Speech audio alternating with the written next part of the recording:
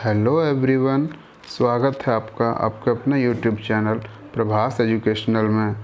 आज हम आप लोगों के सामने 2018 में पूछे गए एएलपी टेक्नीशियन के एग्ज़ाम के साइंस के क्वेश्चन के शिफ्ट बाय शिफ्ट डिस्कशन के साथ हाजिर हैं। ठीक है, आज जो हम लोग डिस्कशन करेंगे 9/8/2018 शिफ्ट 1 के क्वेश्चन का डिस्कशन करेंगे। ठीक है, तो आइए बिना देर किए हुए स्टार्ट करते हैं। पहला क्वेश्चन कहता है एक परमाणु में न्यूट्रॉनों की संख्या किसके बराबर होती है। तो इसका आंसर क्या हो जाएगा, द्रव्यमान संख्या या परमाणुओं की संख्या, द्रव्यमान संख्या परमाणुओं की संख्या। ठीक है, जो कि ऑप्शन नंबर बी में है। ठीक है, आगे बढ़ते हैं।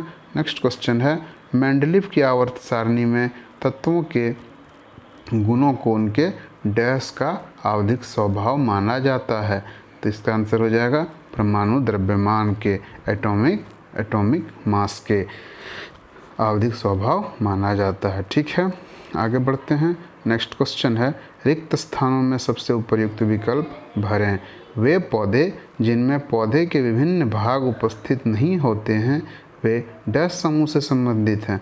तो वे थैलोफाइटा समूह से संबंधित हैं। ठीक है, थैलोफाइटा। ठीक है, अगला क्वेश्चन है जब एक परिपथ में कई प्रतिरोध श्रृंखला में जुड़े हुए होते हैं तो करंट का मान एक ही रहता है।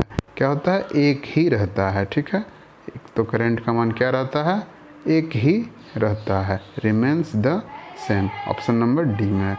ठीक है, आगे बढ़ते हैं। नेक्स्ट क्वेश्चन है सर्च लाइट का परावर्तक कौन सा होता है। तो सर्च लाइट का परावर्तक अवतल दर्पण होता है, जिसको कि हम लोग कॉनकेव मिरर भी बोलते हैं। ठीक है, आगे बढ़ते हैं नेक्स्ट क्वेश्चन की ओर। अगला क्वेश्चन आपके सामने है पानी को ब्लीचिंग पाउडर में मिलाने पर कौन सी गैस निकलती है। तो क्लोरीन गैस निकलती है। कौन सी गैस निकलती है, क्लोरीन गैस निकलती है। ठीक है, अगला क्वेश्चन है निम्नलिखित में से किस अभिक्रिया द्वारा उच्च प्रतिक्रिया वाली धातुओं का निष्कासन होता है।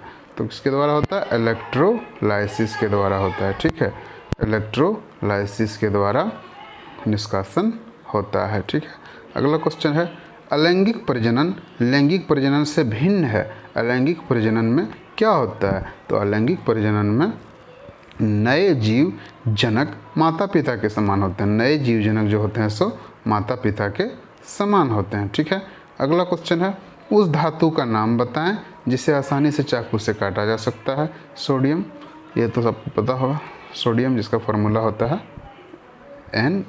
ठीक है, सोडियम। आगे बढ़ते हैं रेनवियर के नोट्स सूक्ष्म रिक्त स्थान होते हैं जो डैश में पाया जाता है। तो माइलिनीकृत एक्सॉन किस में पाया जाता है, माइलिनीकृत एक्सॉन में पाया जाता है। ठीक है, माइलिनेटेड एक्सॉन्स में। ठीक है, नेक्स्ट क्वेश्चन में आगे बढ़ते हैं।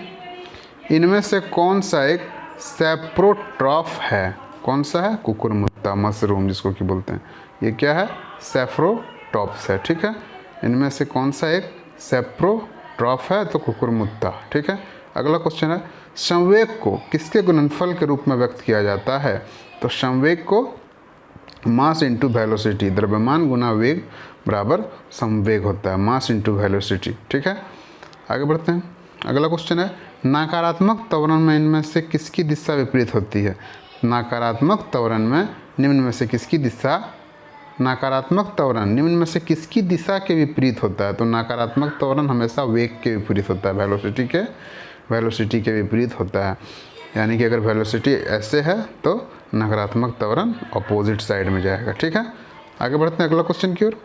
NH4 का हॉल 2 SO4 के एक अणु में कितने परमाणु होते हैं। तो ये आप लोगों को याद करना होगा, 15 परमाणु होते हैं। ठीक है, अगला है 1 किलोवाट घंटा बराबर कितना जूल होता है। तो 1 किलोवाट घंटा बराबर 3.6 × 10⁶ जूल होता है। ठीक है, ये भी याद करने वाला क्वेश्चन है, याद रखिएगा आप लोग। ठीक है, अगला क्वेश्चन है ऑप्टिक्स वर्गीकरण के न्यूलैंड्स लॉ में निम्नलिखित में से कौन सा अंतिम तत्व है। तो अंतिम तत्व कौन सा है, थोरियम। ऑक्टिव्स का वर्गीकरण, ऑक्टिव्स का जो पीरियोडिक टेबल था उसमें से सबसे अंतिम तत्व कौन सा था? थोरियम था। ठीक है, सबसे अंतिम तत्व थोरियम था। नेक्स्ट क्वेश्चन है, प्रतिरोध का ऐसा इकाई क्या होता है? प्रतिरोध का ऐसा इकाई क्या होता है? ओम। प्रतिरोध का ऐसा इकाई ओम। इसका सिंबल कैसा होता है? ऐसा होता है। ठीक है, प्रतिरोध का ऐसा इकाई ओम होता है। ठीक है, अगला क्वेश्चन है, एक उत्तल दर्पण जिसकी फोकल लंबाई f वायु में है को एक द्रव्य म्यू बराबर 4/3 में डुबोया जाता है, द्रव्य में दर्पण की फोकस लंबाई क्या होगी? तो ये एक न्यूमेरिकल है, इसको आपको सॉल्व करना होगा। फिलहाल अभी आंसर याद कर लीजिए, फोकल के बराबर होता है, फोकस के बराबर होता है। ठीक है, अगला क्वेश्चन है, 4 किलोग्राम भार की एक वस्तु क्षैतिज दिशा में 5 मीटर प्रति सेकंड की गति से बढ़ रही है, इसकी गति 10 मीटर प्रति सेकंड तक बढ़ाने के लिए इस पर किया गया कार्य क्या होगा? तो इस पर किया गया कार्य 150 जूल होगा। ये भी एक क्या है? न्यूमेरिकल है, लेकिन फिलहाल आप लोग आंसर याद कर लीजिए, क्योंकि न्यूमेरिकल की क्लास हम लेके आएंगे आप लोगों के सामने एक बार, उसमें सारे न्यूमेरिकल को डिटेल में एक्सप्लेनेशन करेंगे। फिलहाल इसका आंसर क्या हो जाएगा? 150 जूल। ठीक है, ये था आज का लास्ट क्वेश्चन। आगे 9/8/2018 की सेकंड शिफ्ट के क्वेश्चन आ गए हैं, तो इसको हम लोग अगले वीडियो में देखेंगे। तब तक के लिए धन्यवाद, बाय बाय।